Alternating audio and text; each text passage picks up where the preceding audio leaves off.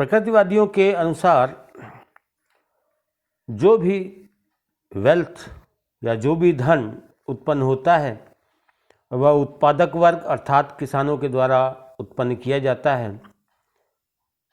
मान लिया जाए कि किसी एक वर्ष जो किसान वर्ग है, उत्पादक वर्ग है, उसने जो भी कुल उत्पादन किया उस उत्पादन का कुल मूल्य 50 लाख रुपए है।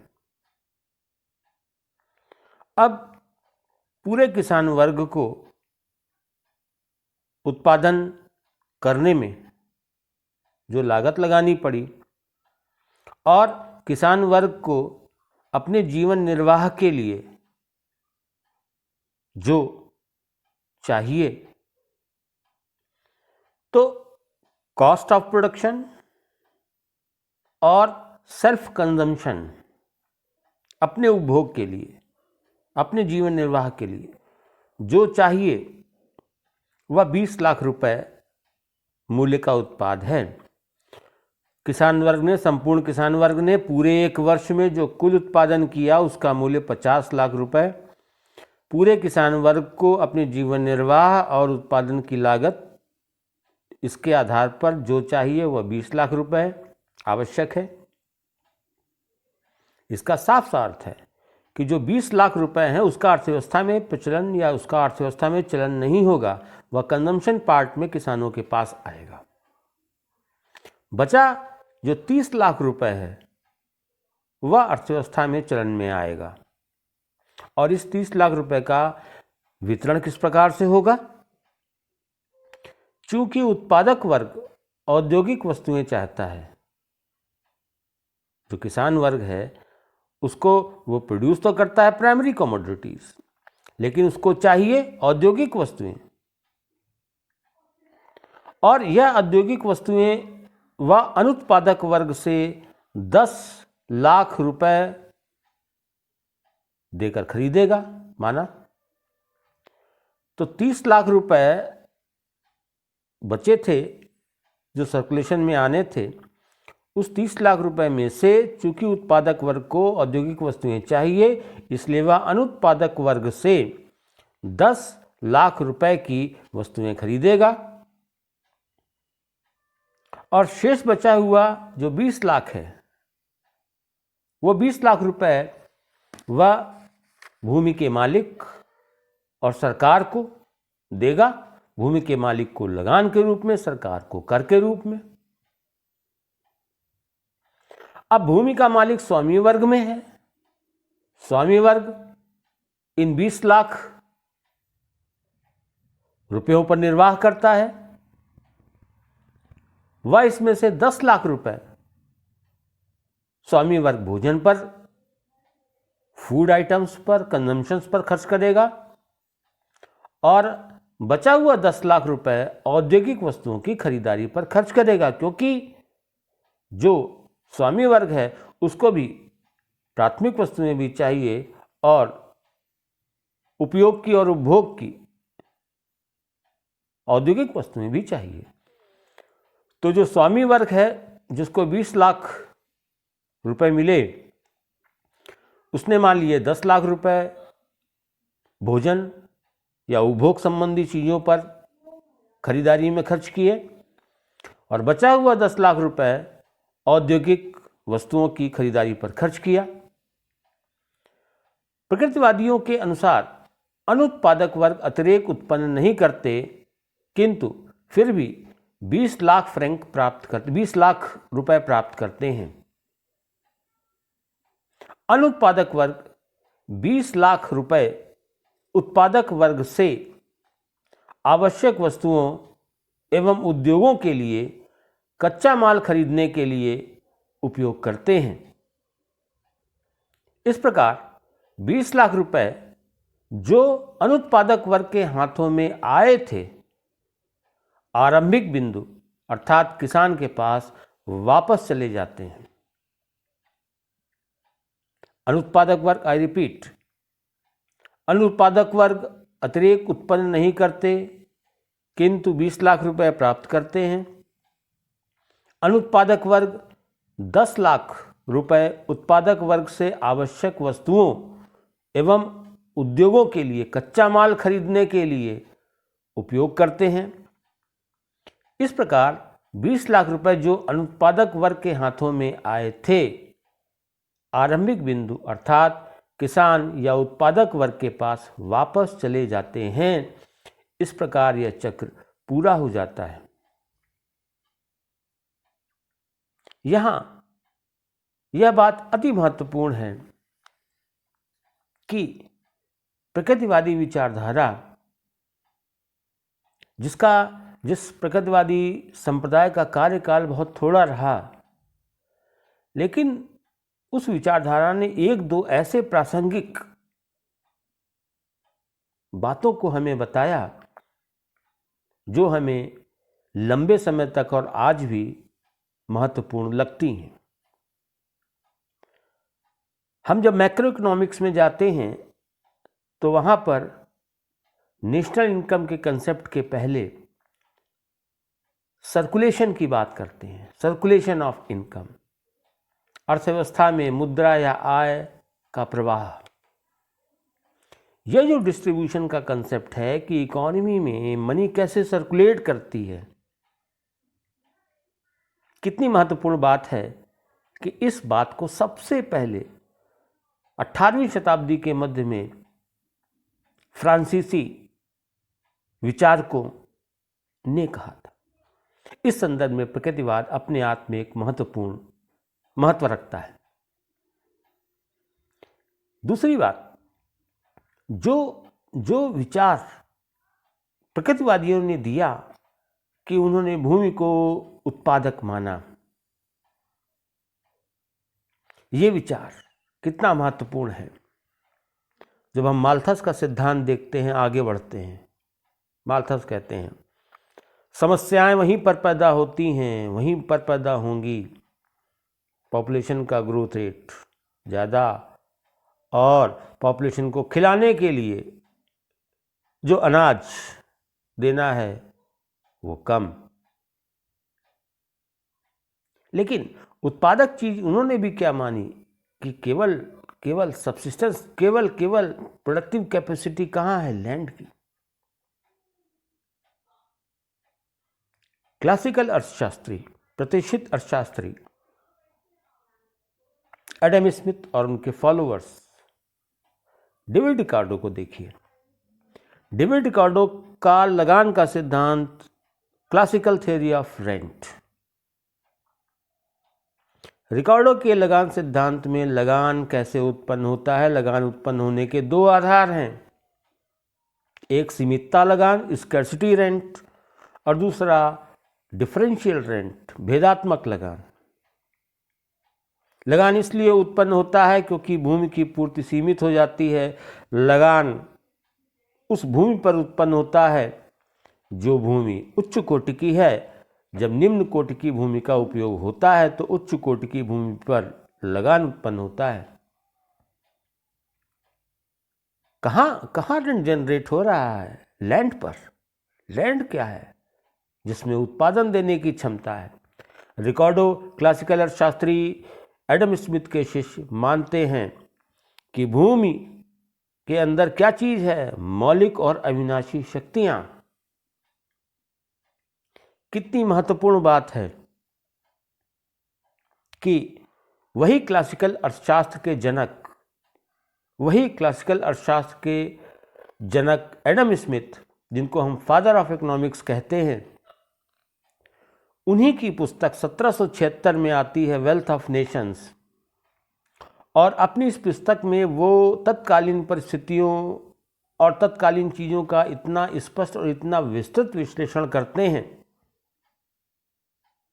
कि यही विश्लेषण एडम स्मिथ का प्रादुर्भाव, एडम स्मिथ का आना, वेल्थ ऑफ नेशंस का आना 1776, यही एक ऐसा इवेंट हो जाता है जो इतना बड़ा प्रकाश उत्पन्न कर देता है अर्थशास्त्र के साहित्य में कि उस बड़े प्रकाश के आगे छोटे प्रकाश शून्य पड़ जाते हैं। जैसे एक सूरज के उदय के सामने छोटे छोटे चिराग और दीपक शून्य पड़ जाते हैं, वैसे ही एडम स्मिथ के प्रादुर्भाव अर्थशास्त्र के जनक, क्लासिकल इकोनॉमिस्ट, क्लासिकल विचारधारा के जनक एडम स्मिथ 1776 में वेल्थ ऑफ नेशंस जब आता है, यही वह सबसे बड़ा कारण था कि 1750 में जो प्रकृतिवादियों के विचार प्रारंभ हुए थे और प्रासंगिक भी थे, Adam Smith wealth of Nations के विचारों के आने पर वह इतने व्यापक और चर्चा में आ गए कि उन्होंने प्रकृतिवादियों की विचारधारा, उनके महत्व और उनके प्रकाश को धूमिल कर दिया। और यह विचारधारा जिसने 1750 के आसपास 18वीं शताब्दी के मध्य अपना स्थान पाया था, इस शताब्दी के अंत तक जाते जाते एक प्रकार से लुप्त हो जाती है और हमको 18वीं शताब्दी के अंत में एक नया प्रकाश और एक नई विचारधारा वैश्विक अर्थव्यवस्था में दिखती है, जो एडम स्मिथ के नाम से जानी जाती है, जो वेल्थ ऑफ नेशंस के नाम से जानी जाती है, जो फादर ऑफ इकोनॉमिक्स के नाम से जानी जाती है। और सबसे महत्वपूर्ण बात यह है कि वेल्थ ऑफ नेशंस के प्रकाशन और एडम स्मिथ के आने के साथ ही अर्थशास्त्र को औपचारिक रूप से एक अध्ययन की विधा की पहचान मिलती है। लेकिन एडम स्मिथ के शिष्य डेविड रिकार्डो भी एडम स्मिथ ज़्यादा व्यापक विचारधारा की बात करते हैं। प्रकृतिवादियों से कई मामलों में उनका विरोध है।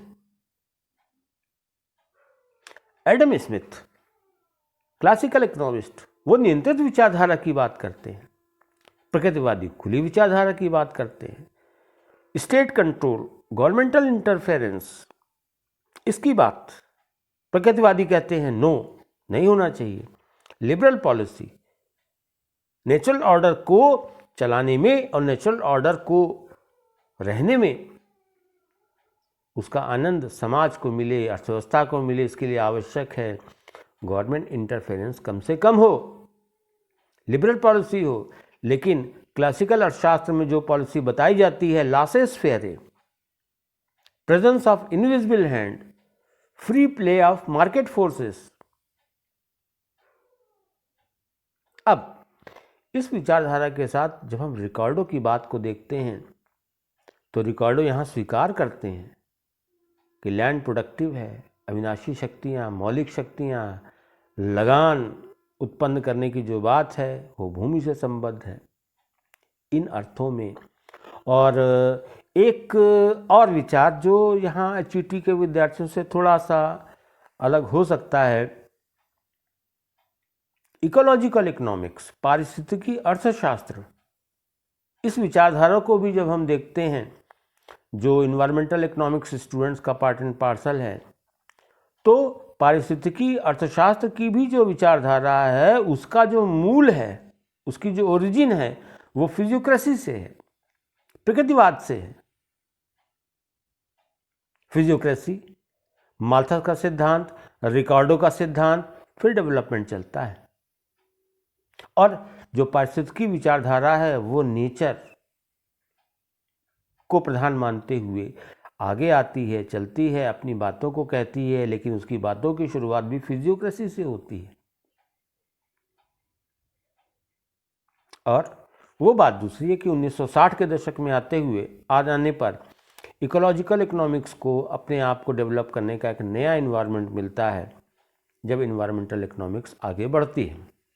कहने का अर्थ यहाँ पर यह है कि अल्प समय में 1750 से लेकर एक तरीके से 1785 या 1790, केवल 40 वर्षों के अंतराल में जो प्रकृतिवादी संप्रदाय ने कहा, उसके जो विचार हैं, उनकी प्रासंगिकता तब भी थी और आज भी है कि circulation of wealth, net product society में, कंट्री में, नेशनल प्रोडक्ट कैसे पैदा होता है, उसका डिस्ट्रीब्यूशन क्या है, मूल पहली बार प्रकृतिवादियों ने कहा। और नेचर की क्या इम्पोर्टेंस है, एग्रीकल्चर की क्या इम्पोर्टेंस है। अगर तमाम चीज़ों से हटकर हम आज देखें तो जो अभी समस्याएं हम लोगों ने देखी थी कोविड-19 के पीरियड की, सर्विस सेक्टर डिप कर गया, इंडस्ट्रियल सेक्टर डिप कर गया, केवल एग्रीकल्चर सेक्टर ऐसा था जिसकी परफॉर्मेंस ठीक थी। हमने तमाम सुविधाओं और सेवाओं का उपयोग बंद कर दिया अपनी इच्छा से नहीं, मजबूर होकर। बहुत सारी औद्योगिक वस्तुओं का उत्पादन खरीदने गए ही नहीं। लॉकडाउन, बिना सर्विसेज के, बिना मैन्युफैक्चरिंग सेक्टर की चीज़ों के मेरा काम चल गया, हम सबका काम चल गया। और अपने अपने घरों में लॉकडाउन में रहते हुए हमने सरवाइव कर लिया मिनिमम नीड्स पर। लेकिन एक ही चीज़ थी जिसने हमको सहारा दिया, वो था कृषि और कृषिगत वस्तुएं। और अगर ये नहीं होती तो हम घर के अंदर भी लॉकडाउन के बाद भी आराम से नहीं रह सकते थे। So the only sector which is nature based, agriculture, ये आज भी हमारे लिए प्रासंगिक हो गया। तो फिजियोक्रेट्स की बात तो जो उन्होंने तब कही थी, आज के समय में भी हमारे लिए रेलेवेंट हो गई कि ये तो केवल नेचर है, ये तो केवल कृषि है जिसके अंतर्गत वो क्षमता है। वो कहते थे और कोई उत्पादन नहीं दे सकता, हम कहते हैं उत्पादन सब दे सकते हैं, लेकिन जो क्षमता कृषि की है, जो क्षमता नेचर की है, वह किसी और की नहीं। तो इस प्रकार से जो प्रासंगिक जो विचार प्रकृतिवादियों ने दिए, वो विचार आज भी प्रासंगिक हैं। बहुत ही अल्प समय में जो विचारधारा प्रकृतिवादियों की थी, वह विचारधारा एक लंबे समय तक प्रासंगिक बनी रही और आज भी है। अब हम बात करते हैं प्रकृतिवाद के समय के एक प्रमुख अर्थशास्त्री तुर्गो की, एनी रॉबर्ट जैक्स तुर्गो। 1727 से 1781 ये इनका पीरियड है। प्रकृतिवादियों के संप्रदाय में कहने के बाद तुर्गो सबसे महत्वपूर्ण सदस्य हैं। तुर्गो ने प्रकृतिवादी सिद्धांतों की विविधतापूर्ण तरीके से व्याख्या की। लिमोगस में वो गवर्नर के रूप में थे और उस गवर्नर की हैसियत से उन्होंने कई सुधार प्रस्तुत किए। विशेषकर वाणिज्य संबंधी नियंत्रण समाप्त कर दिए। तुर्गो बाद में फ्रांस के वित्त मंत्री भी नियुक्त हुए। उन्होंने अनाज में स्वतंत्र व्यापार स्थापित किया, करों को समाप्त किया, शिल्प संघों की शक्ति को कम किया। तुर्गो का सिद्धांत मुख्य रूप से उनकी 2 छोटी पुस्तकों में मिलता है।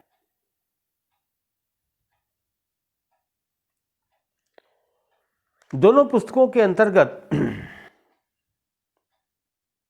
उन्होंने इस विचार को प्राथमिक रूप से बताया कि कृषि सभी प्रकार के राजस्व का स्रोत है और सभी करों का भुगतान स्वामियों के द्वारा होना चाहिए, ओनर्स के द्वारा होना चाहिए। उनका कहना था कि कृषि सभी व्यवसायों में उत्तम है और इस उत्तमता का एक परिणाम मजदूरी का लॉ सिद्धांत है, आयरन लॉ ऑफ वेजेस है। साधारण श्रमिक अपने मालिक से बातचीत की स्थिति में नहीं होता, क्योंकि श्रमिकों के बीच प्रतियोगिता के कारण विस्तृत चयन होता है, लेकिन किसान अच्छी स्थिति में होता है। क्यों? क्योंकि उसके पास अपनी जीविका है, उसके पास खुद आय प्राप्त करने का साधन है। तुर्गेव ने इस विचार को स्पष्ट किया कि केवल भूमि ही राजस्व कर का एकमात्र उचित स्रोत है। It is only land which is the only source of revenue. Land revenue अकेला एक स्रोत है, लैंड रेवेन्यू अकेला एक साधन है जहां से सरकार आय प्राप्त कर सकती है। कहां से? भूमि से। क्यों? क्योंकि भूमि के अलावा और कहीं भी अतिरिक्त उत्पन्न नहीं हो सकता, कहीं भी शुद्ध उत्पाद नहीं आ सकता। हम कह सकते हैं कि प्रकृतिवादियों की जो विचारधारा है, चूंकि वो आजकल के समय में भी प्रासंगिक है, इसलिए इस विचारधारा को जो विश्लेषणकर्ता बताते हैं, कहते हैं कि यह विचारधारा, प्रकृतिवादी विचारधारा वाणिज्यवादी विचारधारा की तुलना में ज़्यादा व्यापक है, सुधारवादी है, इसमें कोई दो राय नहीं।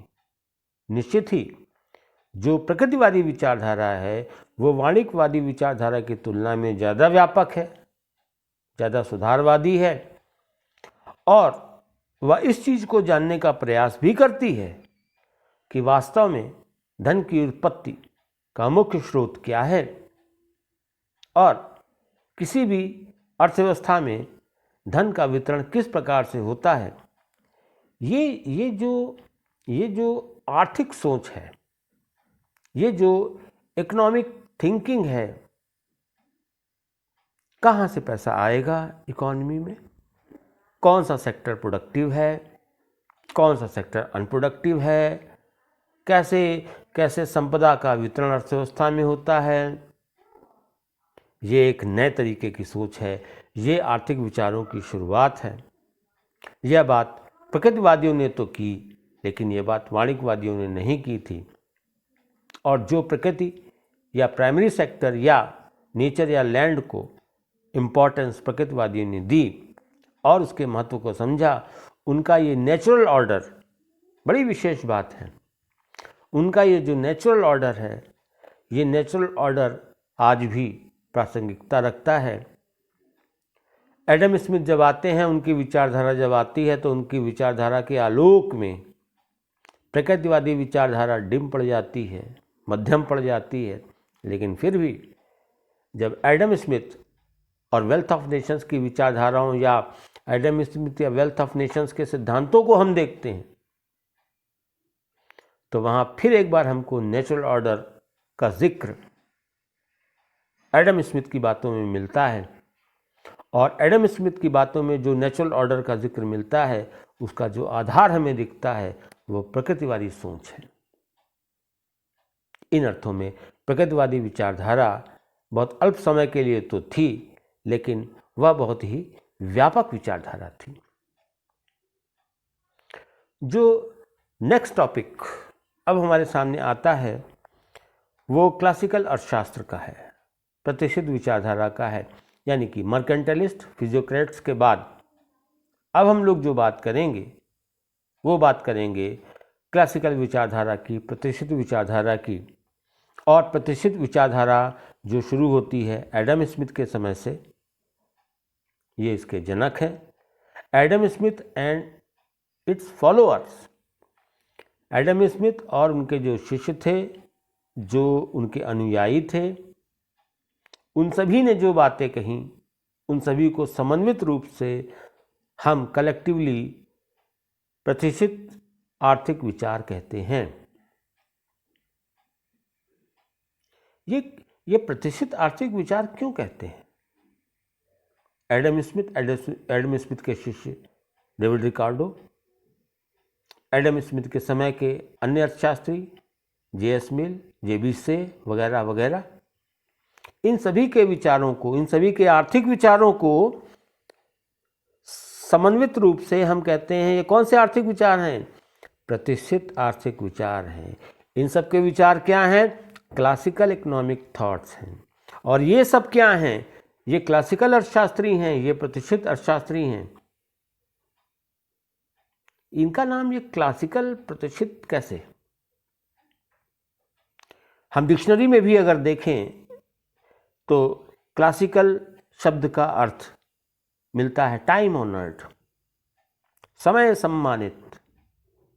कोई भी चीज, कोई भी जगह, कोई भी बात, कोई भी विचार, कोई भी सिद्धांत, कोई भी विचारधारा जिसने अपना अस्तित्व, अपनी पहचान और अपना महत्व एक लंबे समय तक बनाए रखा, that is time honoured, that is classical. Classical music, शास्त्रीय संगीत। हम क्लासिकल क्यों कहते हैं? क्लासिकल इसलिए कहते हैं क्योंकि ये वो चीज है, ये वो संगीत है जिसने अपनी प्रासंगिकता, अपनी बात, अपनी पहचान, अपना महत्व सैकड़ों साल से बनाए रखा। आज भी anything, any idea, any rule, any concept, any theory which is relevant for a very long period of time, which is time honored, it is known as classical. It is known as classical. इसको हम प्रतिष्ठित कहते हैं। इसीलिए ध्यान करिए, 1776 में Adam Smith के साथ जो बात शुरू होती है और उनके अनुयायी और उनके शिष्य रिकार्डो इत्यादि उसको आगे लेकर बढ़ते हैं, ये विचारधारा एक लंबे समय तक 19वीं शताब्दी के अंत तक प्रचलित रहती है। और जब 19वीं शताब्दी का अंत आता है तो थोड़ा सा दो भाग बढ़ते हैं। एक और अल्फ्रेड मार्शल आते हैं जो अपनी कुछ बात कहने लगते हैं। जो बात अल्फ्रेड मार्शल की बात थोड़ा एडम स्मिथ की, क्लासिकल एडम स्मिथ और उनके अनुयायियों की बातों से थोड़ा अलग होती है। वो एक थोड़ा साइड कटती है अल्फ्रेड मार्शल की। उसके बाद धीरे धीरे जो विचारधारा एडम स्मिथ और उनके फॉलोअर्स की थी उसकी आलोचना शुरू होती है,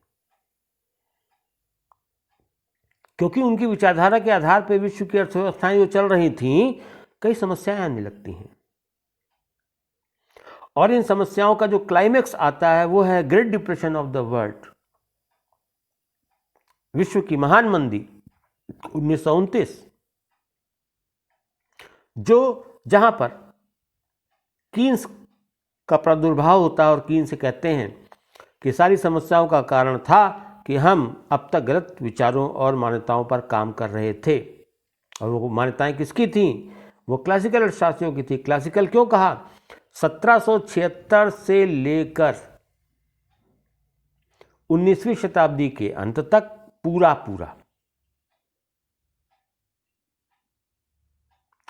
ये 125 साल।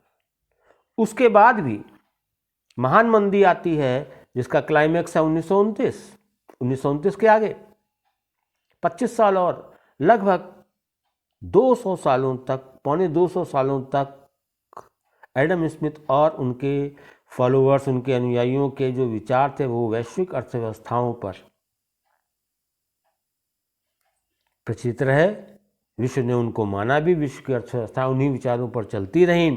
That is why Adam Smith के समय 1776 से लेकर जो विचार हमको महान मंदी के पहले तक के दिखते हैं, जिन पर विश्व की अर्थव्यवस्थाएं चलीं, वो बड़ा लंबा पीरियड था। और एक बड़े लंबे समय तक विश्व की अर्थव्यवस्थाओं ने इन विचारों को माना। इसीलिए एडम स्मिथ और उनके अनुयायियों, उनके शिष्यों के विचारों को हम कलेक्टिवली समन्वित रूप से क्लासिकल थॉट्स कहते हैं, प्रतिष्ठित आर्थिक विचार कहते हैं। और इन अर्थशास्त्रियों को हम क्लासिकल इकोनॉमिस्ट या प्रतिष्ठित अर्थशास्त्रियों के नाम से जानते हैं, क्योंकि महान